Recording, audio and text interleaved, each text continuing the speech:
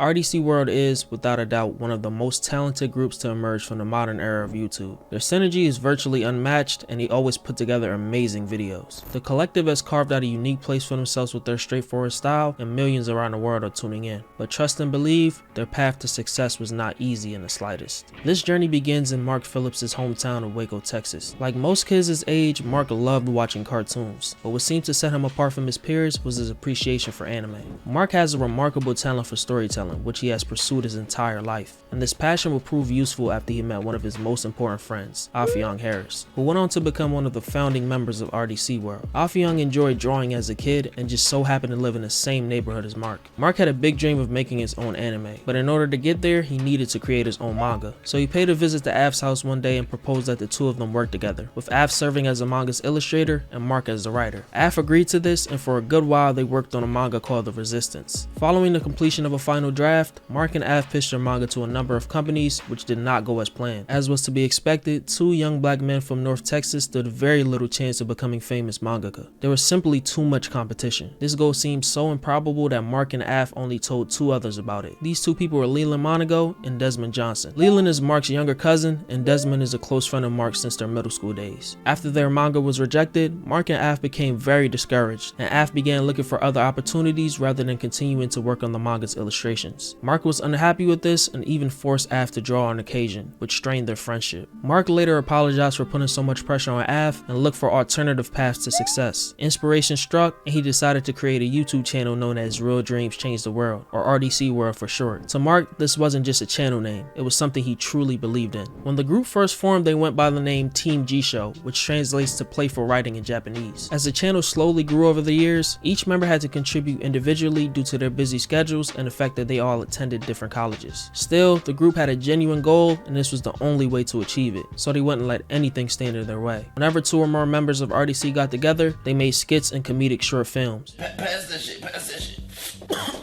Hey bro, I think we should make some shit called math and all types of shapes and shit in that hole. But hold on, right when they think they got that shit figured out, add the alphabet in that hole, them niggas gonna be mad as shit. The success of this video on Facebook directed traffic to their YouTube channel, pushing RDC well above the 2,000 subscriber mark. Many may look at this as a small feat, but that's about the size of a small town. As their Instagram and Facebook followings continued to grow, so did the quality of their posts. They even succeeded in having their videos featured on Worldstar Hip Hop. Soon, a new member would join the crew, Benjamin Skinner. Af invited Ben to join the team because he was friends with him in college, and Ben and Mark quickly became close. At this point, Mark found a way to persuade the group to move in together, citing the millions of views they were receiving and the potential for even more. This was a risky move due to how broke they were, but one that will ultimately pay off in the end. On April 30th, 2015, RDC uploaded a video that changed everything for them. Get that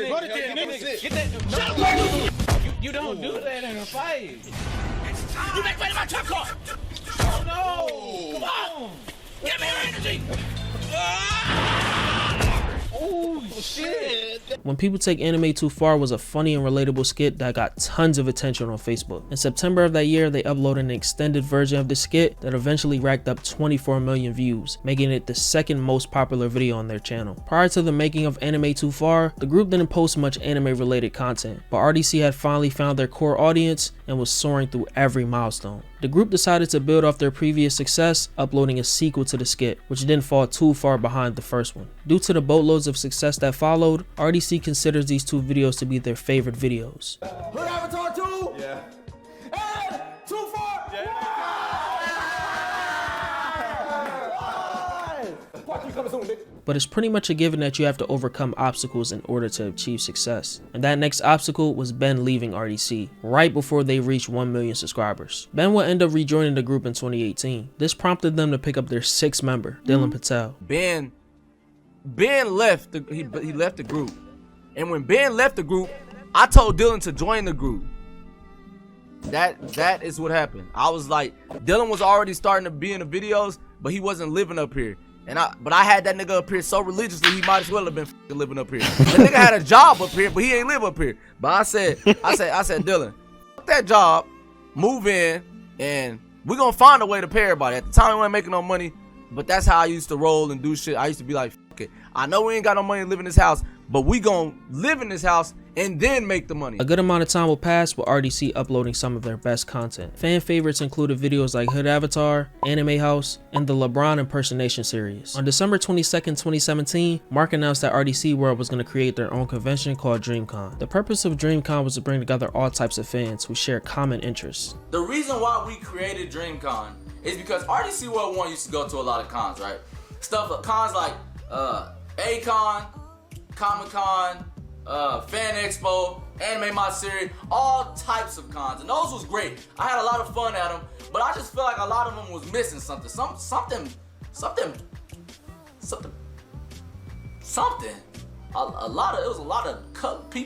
was a lot of people that look similar to me, not there. You know what I'm saying? So, and I think the reason for that is because maybe people that's similar to me, black, just don't feel comfortable at cons, honestly. So I'm not saying this is a black con by no means. This is a con for everybody. That's what I want to create. I wanted to create a con that everybody feels comfortable at, and a con that is extremely fun and just got so many things to do. Not just solely based on anime, not just solely based on video games or comics.